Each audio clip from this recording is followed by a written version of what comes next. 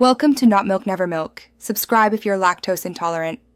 You start by eliminating easy causes. Check the physical chain, cable, adapter, and port, then replace anything suspect. Next, make sure your system is focused. Close background apps, switch to high performance, and disable overlays so CPU and GPU aren't interrupted. Once done, update the GPU driver and capture software. Outdated drivers cause dropped frames. These prerequisites are the foundation, so act now to prevent wasted troubleshooting later. This gets you ready for the deeper capture settings tweaks. You now change the capture engine.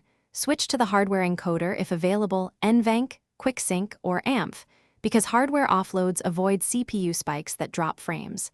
Then match bitrate and buffer. Lower the bitrate or use a sensible CBR/VBR profile and increase buffer size to smooth bursts. Also adjust resolution and frame rate to what your hardware can sustain. Finally, set keyframes to 2 seconds and relax encoder preset if you see CPU or GPU bottlenecks. These settings control how steadily frames are processed. You finish by validating.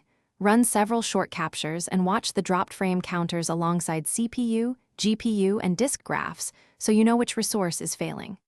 If playback stutters, enable hardware acceleration and consider lowering either display refresh or capture FPS to reduce load. Once stable, lock the working profile and save it. If frames still drop, isolate the culprit, swap the capture device, try a different PC, or test alternate cables and ports. That targeted swap often reveals the stubborn problem. Thanks for watching. If this was helpful, leave a like and consider subscribing. See you next time.